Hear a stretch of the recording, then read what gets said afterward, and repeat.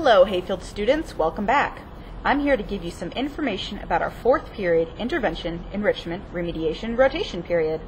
This year we'll have both fixed fourth period SOAR times and split block rotation periods. Does this sound a little complicated? Don't worry. At the end of this brief video you'll have a better understanding of where you'll be going and what you'll be doing. The first white day of the week is SOAR time. And you can tell when you're going to SOAR time because on the orange and white SOAR calendar, and next to the date, in parentheses, there is a 4, and that means you are going to your fourth period class. The first 25 minutes of SOAR time are going to be silent reading or dear time, and the last hour is class time. And class time is going to vary depending on what class you're in for SOAR time, so your teacher can let you know what you can expect from that last hour on the first white days of the week.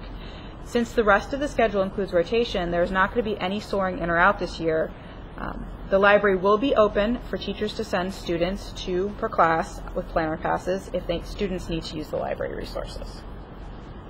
So one of the most important parts about SOAR time is that first 25 minutes of dear time or silent reading.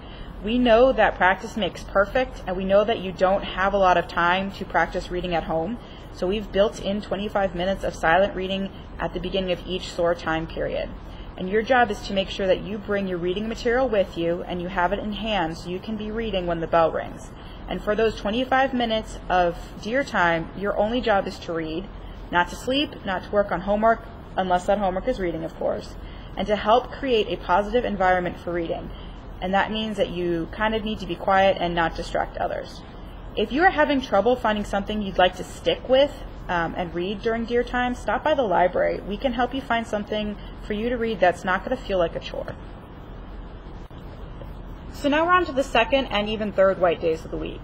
And this block of time between 8:54 a.m. and 10:18 a.m. is split in two separate rotation periods. And each of these rotation periods will be a different class. The classes will rotate in order, but of course we're going to skip fourth period as you have fourth period every first white day of the week.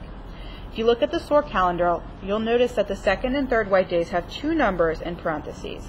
The first number is the class period for the first rotation, and the second number is the class period for the second rotation. So on September 5th, you'd go to your first period class from 8:54 to 9:33, and then your second period class from 9:39 to 10:18. These rotation periods are additional class periods for teachers to use for activities and lessons that will be the most beneficial for students. You need to keep track of the rotation schedule to make sure you have your materials for your Orange Day classes when they come up in rotation.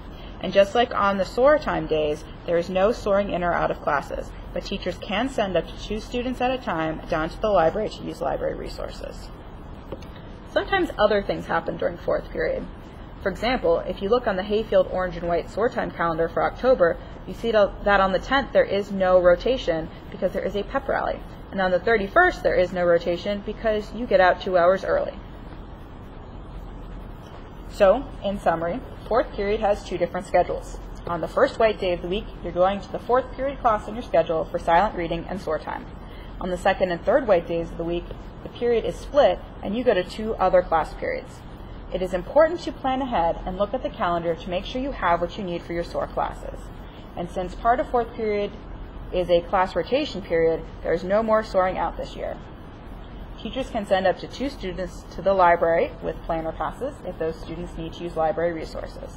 And if you're still confused about the schedule, check out the Hayfield orange and white and SOAR calendar on the Hayfield website. Look for the picture of the hawk. Thank you for listening, and remember, birds fly, but hawks soar.